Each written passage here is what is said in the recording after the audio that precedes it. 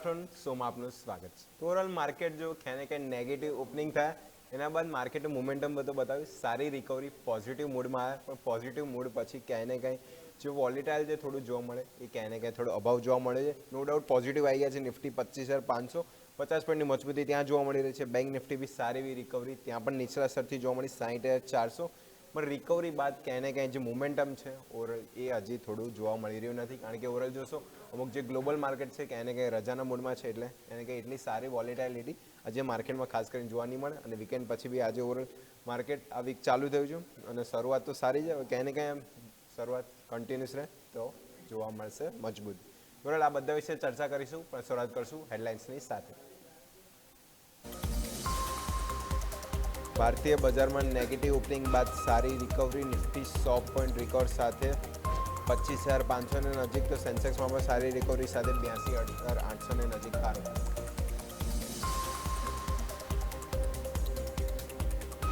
Bank નિફ્ટીમાં પણ નીચલા સ્તરથી સારી રિકવરી, બેંક નિફ્ટી 250 પોઈન્ટ વધીને 60,450 નજીક। બેંક નિફ્ટીના 14 સ્ટોકમાંથી 5 સ્ટોક પોઝિટિવ, 9 સ્ટોકમાં ઘટાડા સાથે કારોબાર। એસબીઆઈ, યુનિયન બેંક, ફેડરલ બેંકમાં વેચવાલી, તો સામે એચડીએફસી બેંક, એક્સિસ બેંકમાં જોવા મળી સારી ખરીદારી।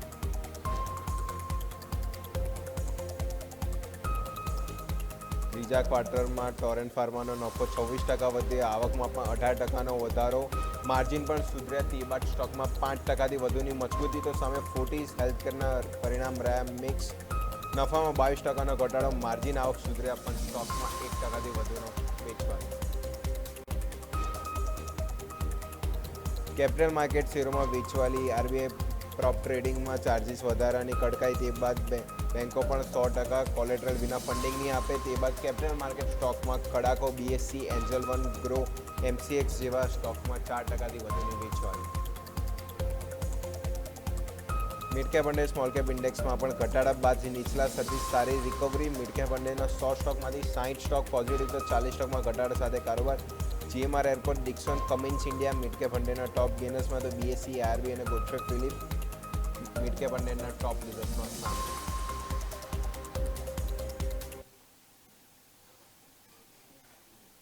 ઓવરઓલ માર્કેટ ક્યાંય ને કંઈ રિકવરીના તો સાઇન આવ્યા, રિકવરીના સાઇન બાદ છે તેજીનો સાઇન કન્ટિન્યુઅસ આગળ જોવા મળે એ જોવા ક્યાંય ને ક્યાંય મળી રહ્યો નથી। ઓવરઓલ જે ગ્લોબલ માર્કેટ અમુક જે રજા આજે યુએસમાં બી માર્કેટ જે ઓવરઓલ બંધ છે, એટલે ક્યાંય ને ક્યાંય મોમેન્ટમ એટલી હવે આપણા માર્કેટમાં હાલ જોવા નથી મળી રહી, હવે ક્યાંય ને ક્યાંય તેજી પકડી રાખી છે, એક સારી વસ્તુ છે આપણા માર્કેટમાં। ઓવરઓલ સ્ટોક સ્પેસિફિક બી જો કે રિઝલ્ટ બાદ કે સ્ટોક બી જો કે સારી મજબૂતી આપણને મોર્નિંગથી જોવા મળી હતી, જેમાં આપણે જોયું ટોરેન્ટ ફાર્મા પરિણામ પછી ક્યાંય ને ક્યાંય જો સારી મજબૂતી ત્યાં જોવા મળી છે। અને જે બીજી થીમ હાઇલાઇટ થાય છે કેપિટલ માર્કેટ, જે આરબીઆઈને પ્રોપ રેટિંગ ઉપર જે નવા નિયમો જે કડકાઈથી લાગુ કરે એના લીધે એમટીએફમાં ક્યાંય ને ક્યાંય થોડું હવે ચાર્જિસ વધી શકે છે, કાં તો જે એફએનડો જે બ્રોકર રિલેટેડ કંપની છે એને થોડો મોટો ફટકો અહીંયા ક્યાંય ને ક્યાંય જોવા મળી શકે છે। એટલે એ થીમ છે ક્યાંય ને ક્યાંય જો મોર્નિંગમાં દબાણ જોવા મળ્યું હતું ત્યાં પણ રિકવરી આવી, પણ હજી કન્ટિન્યુઅસ ઘટાડો યથાર્થ જોવા મળી રહ્યો છે। તો આ બધા વિશે ચર્ચા કરવા માટે આપણી સાથે આપણે गेस्ट जोड़ाई गए हैं भक्ति वेल्थी नंदिता जी राय। नंदिता जी गुड आफ्टरनून, शो में आपका स्वागत है। तो ओवरऑल वीकेंड के बाद मार्केट कहीं ना कहीं देखो नेगेटिव ओपनिंग हुआ था और मार्केट को पसंद नहीं आया, तो रिकवरी तो अच्छी खासी दिखा दी है, तो अभी मार्केट को नीचे जाना पसंद नहीं है, तो आगे कौन से रजिस्टर निफ्टी बैंक निफ्टी में ध्यान रखें नंदिता जी? बिल्कुल। सबसे पहले तो नमस्कार आपको एंड सारे दर्शकों को। तो अभी निफ्टी की बात करें तो निफ्टी अभी 25,530 के आसपास ट्रेड कर रहा है, और यदि मैं इमीडिएट रेजिस्टेंस की बात करूं आगे के लिए तो 25,590 एक इम्पॉर्टेंट रेजिस्टेंस है यहाँ पे। और यदि मैं इंट्राडे सपोर्ट की बात करूं तो 25,450 और 420 का जो जोन है वो इम्पॉर्टेंट सपोर्ट जोन है। जब तक मार्केट 25,450 420 के लेवल को होल्ड करता है, बाय ऑन डिप की जो स्ट्रैटेजी है वो रखनी चाहिए। और ऊपर में 25,590 25,600 एक इम्पॉर्टेंट रेजिस्टेंस है। मार्केट जब इसको ब्रेक करेगा तो फिर हमें फ्रेश अप मूव देखने को मिल सकते हैं, और नेक्स्ट रेजिस्टेंस हमारे लिए होगा 25,660 680 का जोन, और इसको भी ब्रेक कर दिया तो नेक्स्ट जोन होगा 25,750 का। और आज के लिए ओवरऑल जो स्ट्रैटेजी यदि मैं बात करूं निफ्टी के लिए, तो बाय ऑन डिप की जो स्ट्रैटेजी है वो मेरे हिसाब से एप्लीकेबल है। और यदि इसी तरीके से मैं बैंक निफ्टी की बात करूं तो बैंक निफ्टी भी अभी ट्रेड कर रहा है 60,450 के ऊपर, जो कि एक इम्पॉर्टेंट रेजिस्टेंस जोन है जिसको बैंक निफ्टी ने अभी तक ब्रेक नहीं किया है, वो है 60,500 का रेजिस्टेंस। तो बैंक निफ्टी अब 60,500 को जब ब्रेक करके सस्टेन करेगा तो फिर जो नेक्स्ट रेजिस्टेंस होगा 60,700, 60,750, इसको भी ब्रेक किया तो 60,900, देन 61,000 का जो लेवल है वो इम्पॉर्टेंट रेजिस्टेंस होगा। और एज वेल एज जब तक बैंक निफ्टी होल्ड कर रहा है 60,250 और 60,200 का जोन, जो कि एक इम्पॉर्टेंट सपोर्ट जोन है, तब तक बाय ऑन डिप की जो स्ट्रैटेजी है वो रह सकती है। और यदि 60,200 के लेवल को भी ब्रेक कर दिया तो फिर हमारे पास जो नेक्स्ट जोन होंगे वो 60,100, 60,000 और 60,800 के जो जोन है वो हमें देखने को मिल सकते हैं। ओवरऑल अभी डेटा के अकॉर्डिंग देखा जाए तो बाय ऑन डिप की जो स्ट्रैटेजी है वो निफ्टी बैंक निफ्टी में दोनों में रहना चाहिए। एज वेल एज जो इम्पोर्टेंट रेजिस्टेंस जोन है वहां पे एग्रेसिव सेलिंग को भी अवॉइड करना चाहिए। कोशिश करें कि डिप में ले, सपोर्ट जोन के आसपास वहां से ऐड करते चलें, तो मेरे हिसाब से वो एक बेहतर अप्रोच होगी। सपोर्ट जोन पे एग्रेसिव सेलिंग को अवॉइड करना है, रेजिस्टेंस जोन पे एग्रेसिव बाइंग को अवॉइड करना चाहिए। વિશે આપણે મેડમે જણાવ્યું કે નિફ્ટીમાં જેમ વાત કરી કે 25,590 જે ઓપન રજિસ્ટર જે લેવલ ક્રોસ થાય છે 25,600, એટલે ઓવરઓલ બાઉન્ડ ડીપની સલાહ રહેશે, એટલે નીચે સારા સપોર્ટે બાય કરીને પછી હાયર લેવલે સેલ કરી શકે છે। આ એક સ્ટ્રેટેજી અપનાવી જોઈએ, બહુ સારી સ્ટ્રેટેજી, કારણ કે જો સપોર્ટ બેઝ ઉપર કરે તો નિફ્ટી બેંક નિફ્ટીમાં બી સારા લેવલ આપણને જોવા મળી શકે છે। સેમ બેંક નિફ્ટી પણ બાઉન્ડ ડીપની જ સલાહ રહેશે। બેંક નિફ્ટીમાં નો ડાઉટ સારી મજબૂતી, ત્યાં રિકવરી જોવા મળી, કેમ કે ક્યાંય ને ક્યાંય એચડીએફસી બેંક સપોર્ટ કર્યો છે, 2% મજબૂતી એચડીએફસી બેંકમાં જોવા મળી છે। બેંક નિફ્ટીમાં જેમ વાત કરી કે 60,200 અને 250 જેમ સપોર્ટ છે મેઇન છે, એના ઉપર છે, જ્યાં સુધી સસ્ટેન છે, સારી વસ્તુ છે। નેક્સ્ટ આપણે જોઈએ તો 60,500 અને 60,700 જે આગળ રેજિસ્ટન્સ બની રહ્યા છે એ લેવલ બી ક્રોસ થાય છે તો આપણને નેક્સ્ટ અડલ્ટ એટલે બાય એન્ડ ડીપ અને સેલ ઓન હાઈ, આ બંને સ્ટ્રેટેજી આપણે ઇન્ડેક્સ સ્પેસિફિક હાલ જોવા મળી રહી છે, તો ખાસ કરીને એના પર ફોકસ રહેશે। તો ઇન્ડેક્સ સ્પેસિફિક તો જો સારી રિકવરી બાદ થોડીક રેન્જમાં હાલ કારોબાર કર્યા છે, ક્યાંય ને ક્યાંય જે મોમેન્ટમ છે, જે વીકેન્ડ પછી ઓવરઓલ જો ચીનનું માર્કેટ બી બંધ છે, યુએસ માર્કેટ બી આજે રજાના મૂડમાં, એટલે ઓવરઓલ રજા જ છે, રજાના મૂડમાં ના કહેવાય, એટલે ત્યાં ક્યાંય ને ક્યાંય રજા છે, એટલે ઓવરઓલ આપણી માર્કેટ બી ક્યાંય ને ક્યાંય થોડી સુસ્તી હાલ જોવા મળી રહી છે। તો આ level specific Nifty bank Nifty બંનેમાં ફોકસ કરીશું। નેક્સ્ટ સવાલ તરફ જ આગળ વધીએ આપણે મની ક્વીનમાં। તો ફર્સ્ટ ક્વેશ્ચન આવેલો છે પૂર્વી પટેલજીનો, एनबीसीसी पर क्वेश्चन है। एनबीसीसी में उनकी बाइंग प्राइस 106 रुपये की बाइंग प्राइस है। 500 क्वांटिटी और लॉन्ग टर्म का व्यूअर स्टॉक अभी 99 के आसपास चल, मतलब 100 के आसपास ही चल रहा है। तो Nandita ji, NBCC overall infra related company है, पीएसयू स्टॉक है। स्टॉक देखो आज क्वार्टर थी अपडेट आया पर उतना रिएक्शन का आज मिला नहीं है, अभी 100 के आसपास कारोबार कर रहा है। 106 की बाइंग प्राइस है, 500 क्वांटिटी है, तो क्या किया जाए एनबीसीसी में? तो ओवरऑल चार्ट स्ट्रक्चर की बात करूं तो बिल्कुल काफी दिनों से पॉजिटिव टू कंसोलिडेशन था, होने का ट्राई भी किया है पॉजिटिव, बट अगेन आज जो स्टॉक है, स्टॉक ने आज लो बनाया है 96.20 का, और कहीं ना कहीं लो बनाने के बाद जो स्टॉक है वो ऊपर की तरफ सस्टेन कर रहा है। तो मेरे हिसाब से फिलहाल यदि जो व्यू है शॉर्ट टर्म का है तो बिल्कुल अभी फिलहाल होल्ड करने की मेरी सलाह है। और यदि इमीडिएट सपोर्ट जानना है तो 93 के स्टॉप लॉस के साथ एनबीसीसी को बिल्कुल होल्ड किया जा सकता है। इफ मैं अपकमिंग हर्डल की बात करूं तो 103 रुपए का एक हर्डल है, यदि इसको भी ब्रेक करके सस्टेन कर जाएगा तो फिर हमारे पास जो नेक्स्ट टारगेट होंगे वो 107 115 तक के टारगेट्स भी हमें देखने को मिल सकते हैं इन शॉर्ट टर्म। કે તો એનબીસીસી સ્ટોક જો નો ડાઉટ થોડા ઇન્વેસ્ટર લોસમાં તો ચાલી રહ્યા છે। 106 ની બાઇંગ પ્રાઇસ છે એમના સ્તરથી તો હાલ 6 રૂપિયા નીચે ચાલી રહ્યો છે, પણ જેમ 103નું હડલ છે, જેમ આપણે મેડમે કહ્યું છે, એ ક્રોસ થાય છે તો પછી એમને જે બાઇંગ પ્રાઇસ આજુબાજુ હવે પછી નેક્સ્ટ ટાર્ગેટ 115 સુધી પણ જોવા મળી શકે છે। તો 93ના સ્ટોપ પ્લસ સાથે ખાસ કરીને એનબીસીસી મિડ ટર્મનો વ્યૂ તો હોલ્ડ કરવાની સલાહ એનબીસીસી બની રહી છે। ઓવરઓલ આમ તો કંપની પાસે ઓર્ડર બુક સારી છે અને ઇન્ફ્રાના જે ઓર્ડર મળ્યા છે ક્યાંય ને ક્યાંય જો એક્ઝિક્યુશન સારું થશે તો નેક્સ્ટ આવનાર ક્વાર્ટરમાં માર્જિન, જે વખતે થોડું માર્જિન જોશું કે ક્વાર્ટરના પરિણામમાં ખાસું દબાણમાં જોવા મળ્યું હતું, તે માર્જિનમાં સુધારો થશે તો ક્યાંય ને ક્યાંય સ્ટોક બી મોમેન્ટમ પકડવાનું ચાલુ કરી શકે છે। એક બે ક્વાર્ટરના પરિણામ બેઝ પર એનબીસીસી ખાસ કરીને અહીંયાથી ફોકસ કરી શકાય અને જે લેવલ સ્પેસિફિક બી વાત કરી એ બી અહીંયાથી રડાર રાખી છે। નેક્સ્ટ સવાલ તરફ આગળ વધીએ તો નેક્સ્ટ ક્વેશ્ચન આપણી પાસે આવ્યો છે ત્રિષા પટેલજીનો કિફિન ટેક ઉપર, केफिन टेक ओवरऑल 1075 मतलब 1075 की बाइंग प्राइस है।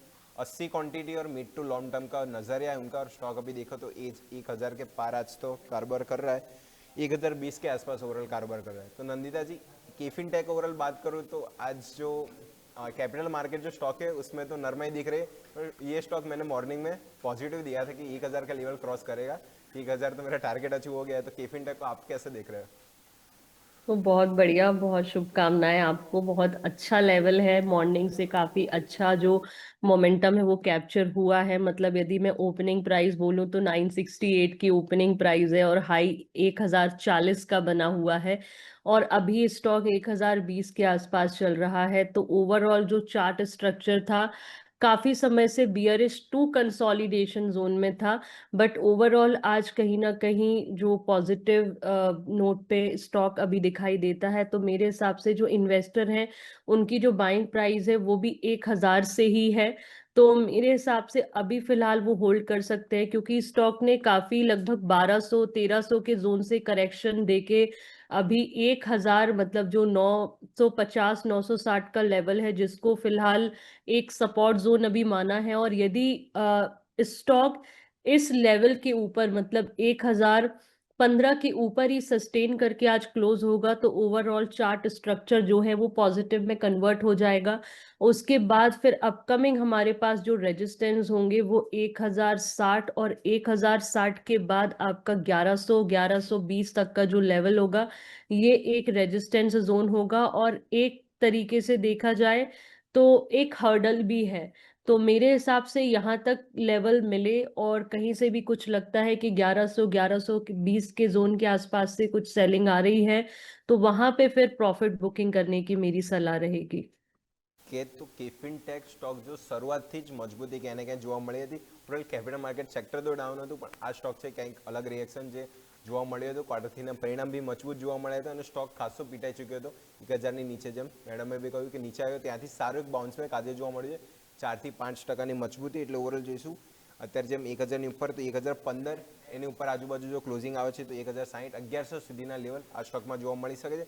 1100 આજુબાજુ થોડું એક હડલ બની રહ્યું છે, જો ત્યાં રિટેસ્ટ થઈને જો પાછું બ્રેકડાઉન આવે છે તો એક વખત ફાઇનલી એક્ઝિટ કાં તો પ્રોફિટ બુક કરી શકે છે કેફિન ટેક। તો ખાસ કરીને હોલ્ડ આ લેવલ સાથે હોલ્ડ રાખીશું। 5%ની મજબૂતી આજે જોવા મળી છે, એટલે 1000 ઉપરનું લેવલ તો આજે ફાઇનલી જોવા ક્લોઝિંગ સાથે જોવા મળી શકે છે। આજ સાથે સમય થઈ ગયો છે બ્રેકનો, બ્રેક લઈશું અને બ્રેક બાદ આગળ બીજા ઘણા ક્વેશ્ચન આવ્યા છે એના પર બી ચર્ચા આગળ યથાવત રાખીશું।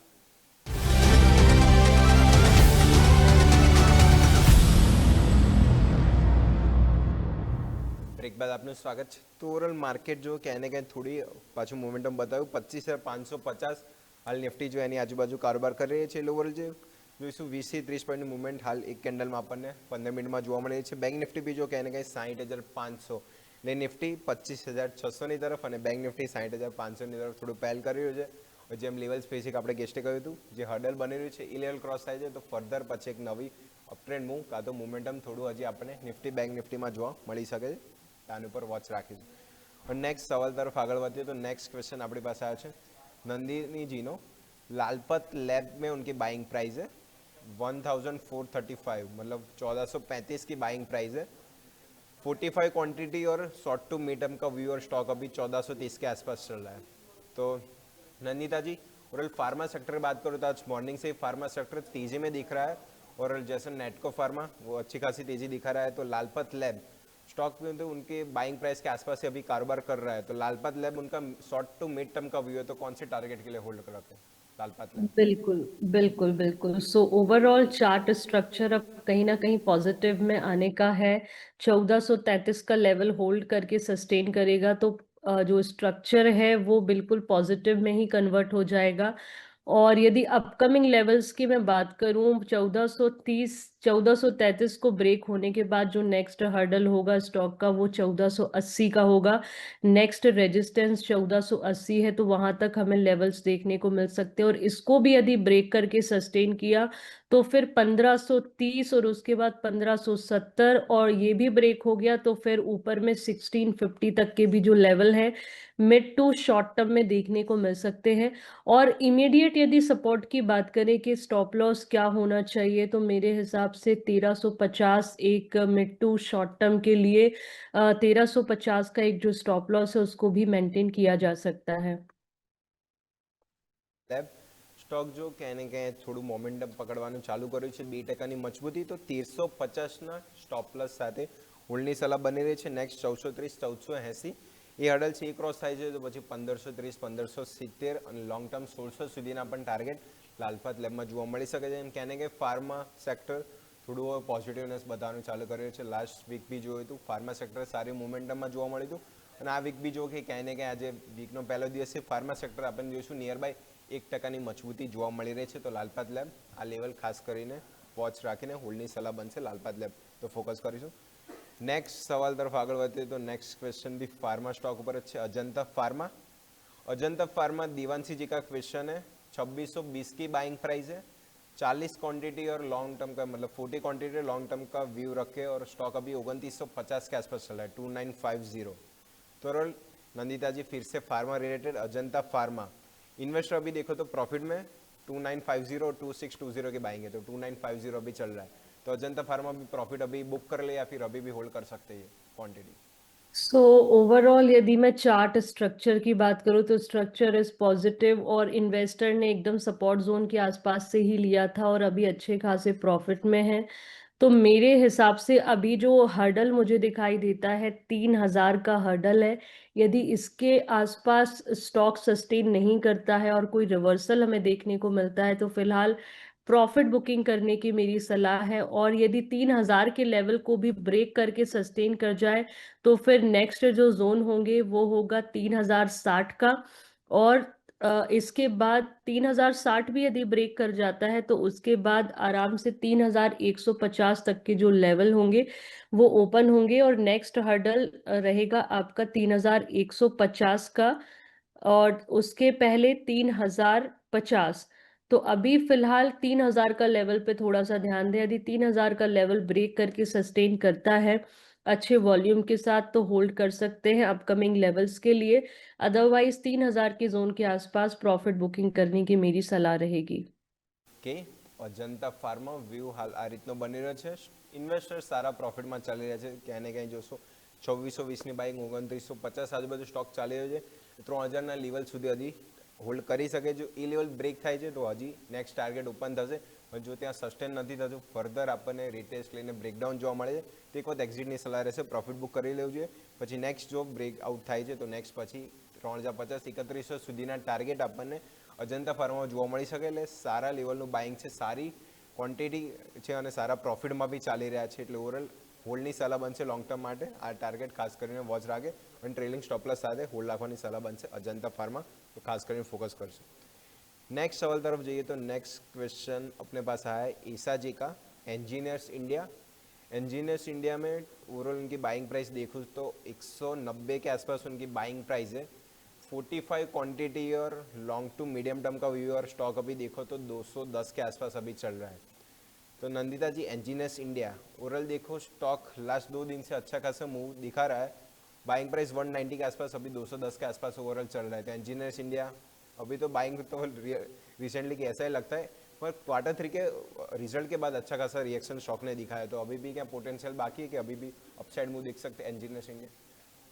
बिल्कुल, ओवरऑल जो स्ट्रक्चर है वो पॉजिटिव है. अभी हम मुझे दिखाई देता है एटलीस्ट 230 240 तक जोन का जो स्पेस है वो अभी भी स्टॉक में है. और यदि मैं सपोर्ट जोन की बात करूं तो बिल्कुल 170 172 का जो स्टॉप लॉस है उसको मेंटेन करके फिलहाल होल्ड करने की सलाह है, क्योंकि अपकमिंग जो लेवल मुझे दिखाई देता है वो नेक्स्ट हर्डल 230 और 240 के बीच के जोन में है. तो यहाँ तक फिलहाल होल्ड कर सकते हैं. यहाँ पे कुछ रिजेक्शन मिलता है या कुछ सप्लाई देखने को मिलती है, तो यहाँ पे प्रॉफिट बुकिंग कर सकते हैं. और यदि इस लेवल को भी ब्रेक करके सस्टेन कर दिया इंजीनियर्स इंडिया ने, तो फिर नेक्स्ट जोन 250 और 260 तक के लेवल्स हमें देखने को मिल सकते हैं कमिंग डेज में. ये तो એન્જિનિયર્સ ઇન્ડિયા લોંગ ટર્મ માટે પોટેન્શિયલ પોઝિટિવ લાગી રહ્યો છે. 2 દિવસમાં હું ડેટા બી જોઉં છું તો સ્ટોક 20% આજુબાજુનું રિટર્ન 2 દિવસમાં જ આમ તો સ્ટોક એટલો ચાલી ગયો છે. એટલે સારા સપોર્ટથી ક્વાર્ટર 3ના રિએક્શન પછી સારી મજબૂતાઈ સ્ટોકે બતાવી છે. તો ખાસ કરીને સ્ટોપ લોસ સાથે હોલ્ડની સલાહ બનશે. નેક્સ્ટ આપણને 230-240 સુધીના પણ ટાર્ગેટ જોવા મળી શકે છે. અને જો નેક્સ્ટ લોંગ ટર્મ માટે વ્યૂ હોય તો પછી આપણને 270, 280, 300 સુધીના પણ ટાર્ગેટ લોંગ ટર્મમાં જોવા મળી શકે છે. એક વખત જો રિજેક્શન વચ્ચે આવે છે જે લેવલ સ્પેસિફિક 150 કે 60 આજુબાજુ, તો એક વખત થોડું એક્ઝિટ લઈ શકે છે એ લેવલે, પછી ફર્ધર નવી એન્ટ્રી લેવલ સ્પેસિફિક જોવાની રહેશે. તો એન્જિનિયર્સ ઇન્ડિયા ખાસ કરીને ત્યાંથી ફોકસ કરીશું. नेक्स्ट लास्ट सवाल आया है, एना तरफ आगे बढ़ी लिए. लास्ट क्वेश्चन हमारे पास आया है दिया जी का HDFC AMC के ऊपर. HDFC AMC 2050 के आसपास, मतलब 2050 के आसपास बाइंग प्राइस है. 35 क्वांटिटी और लॉन्ग टर्म का व्यूअर स्टॉक अभी 28 के आसपास चल रहा है. तो नंदिता जी HDFC AMC ओवरऑल लोग म्यूचुअल फंड में इन्वेस्ट कर रहे हैं, इन्होंने तो AMC वाले स्टॉक में इन्वेस्ट कर दिया और अच्छे खासे प्रॉफिट में भी चल रहे हैं.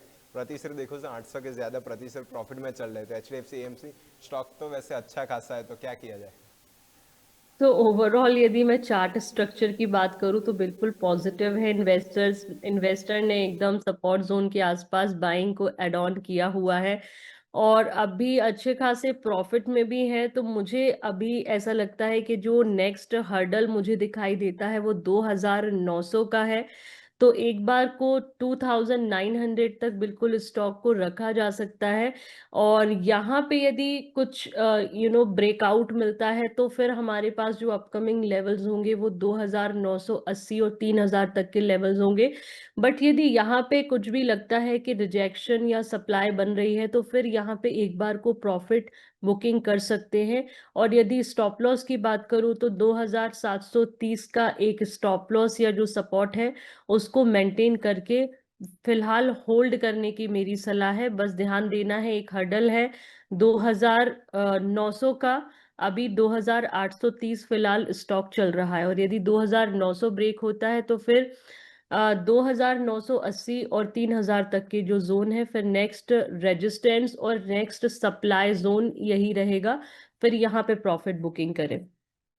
HDFC AMC સ્ટોક જો ઇન્વેસ્ટર બહુ સારા પ્રોફિટમાં છે.